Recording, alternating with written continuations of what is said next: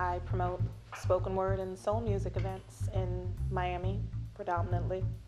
I was a co-producer on BTJ's Lyric Cafe, which is now Centric Television, and basically allowed me the opportunity to give poets opportunities to gain national exposure. So myself and Wayusi Baraka of DC were in charge of selecting all of the poets that were going to perform on the show.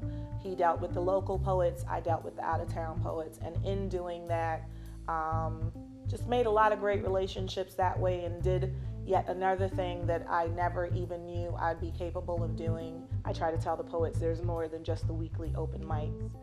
When it started, it just was going to be a pretty mellow night at my house. You know, since I did the drum circle all the time, I was like, you know what?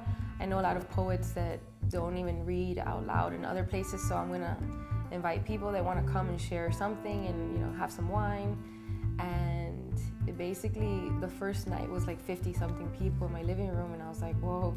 And it just continued to be like that. And whether everyone was packed on each other in my living room, or if it was hot, sweating, everyone still kept coming every Wednesday. And eventually there was complaints and I had to move it, but every week I'm almost like even more surprised of how many new people come and new faces. Before it was, you know, the same group of people, sometimes the same poets, you knew the lineup. And now it's like completely different, and sometimes I can't even get to everyone on the list, and it's overwhelming, but it's a beautiful thing, like, to see that. Initially, when I started, people were just coming here. There were poetry spots every night of the week, so if you were an out-of-town poet, you could go from down south to West Palm, and that was the run. You started in West Palm on Wednesday night with the Soul Griots, and you ended somewhere down south, and then you did everything in between. And the poetry spots are not that far apart in proximity, but all of the audiences were very, very different. Where I had, in that 18-seater space, about 75 people that were college students and college professors. The age range varied, the academic level varied, culture, everything. Everybody was just there.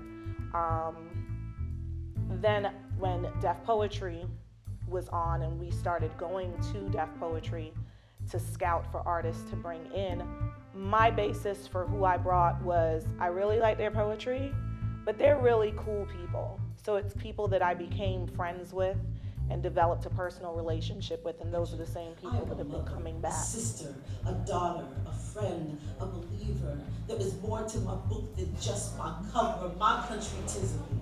Sweet land of liberty, I'm the event. Again, everyone from different cultures, different backgrounds, different styles of music, like, still get together and like this event so much.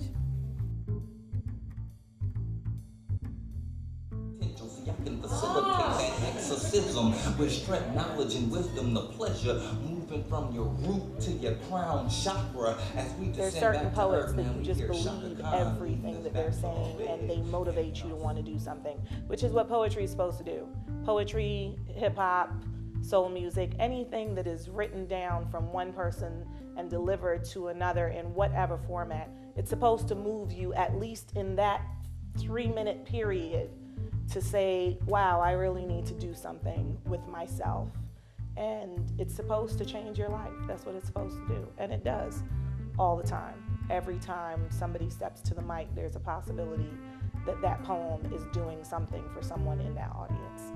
Well, the first time I actually started writing poetry was when my best friend Kimberly, she actually in ninth grade, she committed suicide.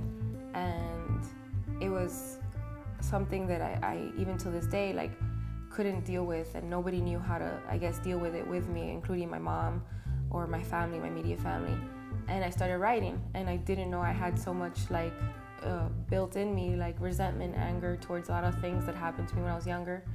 And so I can say that it did save me, and it made me more confident, like, to speak to other people and come out of my shell and move on from, like, past events that happened and forgive certain things that happened. So I could definitely say it's helped me out. Not just poetry, just being in general with people who want to express themselves and be creative, because everyone has a story to tell.